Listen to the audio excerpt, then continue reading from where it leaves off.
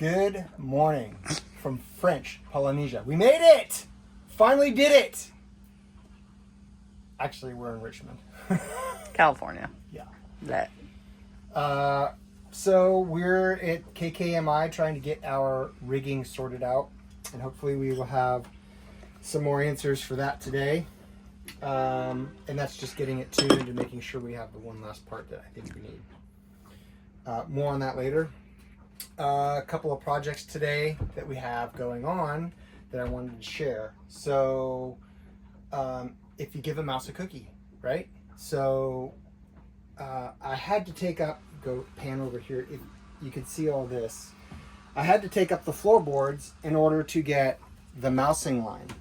So the reason I needed the mousing line was so that I could run the one last piece of wire for the boost pump for our desalinator water maker system.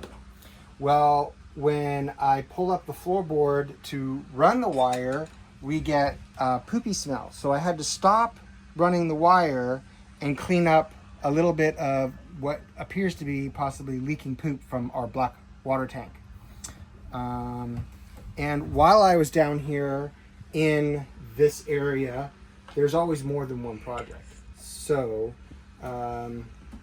we had realized last week, we went to, in one of the videos I think I show this, is that we went to fill up these tanks and I spent probably 2 hours trying to figure out why that tank wasn't full. Well, it was full. It was this sending unit right here that had gone bad.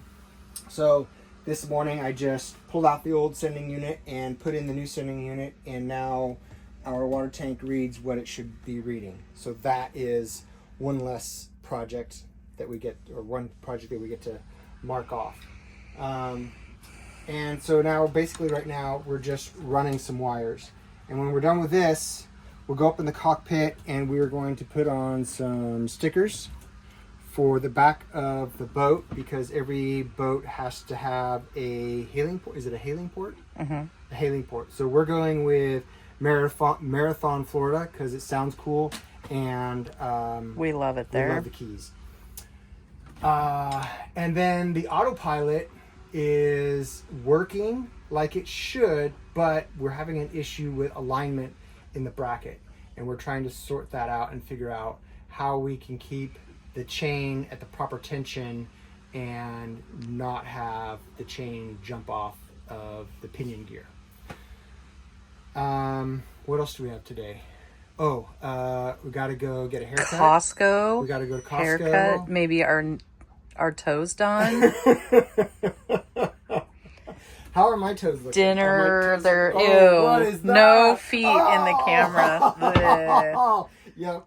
Daddy's gonna have a manicure. We have to go to Nano's pub for dinner. Oh yeah, we're going to the Mayflower pub in San Rafael to see Nano and have who is an some old bites coworker of Jody's. and a pint with him. And then tomorrow we're going to right down the street. It just happens to be my cousin's son Emmett has it's called the Backyard. It's like a food truck, outdoor entertainment food venue, which is really cool. So that's just a couple of blocks down. So we're going to walk down and see that and hang out with Scott and his wife. And I think that's it for now. So we'll get back to you and let it all hang out. Hello from Point Richmond. Okay, so the boat, today is Tuesday and the boat is in a disarray. In a kind of putting it back together, taking it apart and putting it back together all day. And here's why. So we have back here the washing machine, and then we have a shower, which I just took a shower in, and just try that out to make sure everything's working in there for our guests. And we have another shower right here. Okay. And all the water from those showers goes down into the drains like that. And then the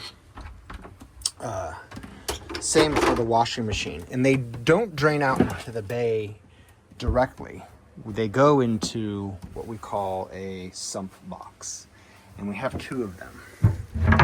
So I wanted to show this for people who are curious about this. So this is the sump box, and that is the pump. And this one is a combination pump and float. The other one is a new one because we had to replace it. Is a separate float, would be right here, and then the pump right here. They work the same though. So all the lines come into the box, all the water drains into the box, and then the float goes up and the pump kicks on and turns out. Well, you got to clean these out because they get pretty nasty every month or a couple of months, depending on how much you use them. So this one and the other one, they get like soap scum and slime in there. The other one has the washing machine hooked up to it, so we get just dirt and stuff from our clothes, a lot of sand, and that settles in the bottom, so you have to get in there and vacuum it out and spray it, bleach it, do all that stuff. What I didn't know is that these boxes have to have a certain amount of water in them in order for the pump to work correctly. And when you go in and you clean out this box and it's dry and you put the lid back on and it fills up with water, the pump has air in it and won't pump. It'll turn on, but it won't pump out because it basically is in there cavitating because of the air pocket. And what you have to do is you kind of have to cycle the pump switch for these boxes a couple of times just to get that air to bubble out, and then once it's primed, it's fine.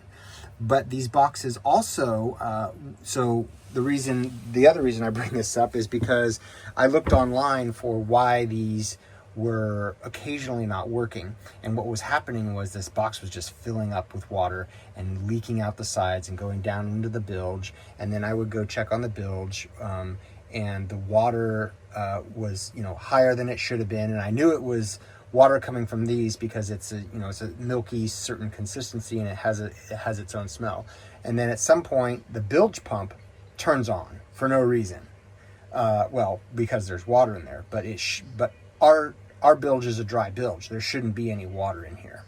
So I realized that these have to be primed and you have to have a certain amount of water. So learning point for those of you who have boats with sump boxes is that when you go in to clean these out, or you first install them, you need to fill them up with water and you need to prime this pump. And once it's primed, it should be okay. But there's one caveat, and that is that when you're sailing and as the boat heels from side to side, this pump will more than likely lose its prime, which is what happened to us on our last motor. Is that the boat was moving back and forth. We were in pretty heavy seas, 12 to 15 foot waves, and when we got down to KKMI here about a week ago, I check on the bilge regularly during our sails, but I had checked on it when we got here, and we had taken 2 showers, but with the motor running, I couldn't hear whether this sump pump box was working. Because it's just so loud down here. So what had happened was we had heeled over, and this pump lost its prime, and then things calmed down, and it was calm enough to come down here and take a shower. So Lane came in here and I came in here, we took a shower, and the sump pump wasn't primed. It spilled all over in there, filled up that, and so when we got here to KKMI last week, the bilge was full of water. And I didn't know why. So it took me about 2 hours today figuring out, looking at the internet, doing some research, and trying to figure out if I had possibly wired this backwards, because these will work if you flip the wiring, but they won't work correctly. So I checked all that stuff, dotted my I's, crossed my T's, and finally realized that these have to be primed. And if they lose their prime, they're not going to work. So we need to check them during sailing when we're taking showers to make sure that they're spitting water out the side, and then we'll be good. So I hope that helps you sailors out there. I saw a lot of forums, and the reason I'm posting this is because I saw a lot of forums asking about these pumps not working, that sometimes they work, sometimes they don't, and there are a lot of things that you can check in there, but once you get done with all those checks, you need to make sure that you reprime the pump properly to make sure that it's working. So, all right, that's it for now from Liaho. Let it all hang out.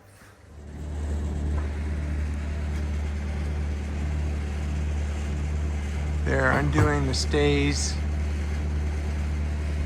to adjust them, and then they're gonna get, or the shrouds, and then they also have to get the stay at the top off because it needs to be cut shorter than the measurement they gave us, and then they'll put a new stay lock fitting on it.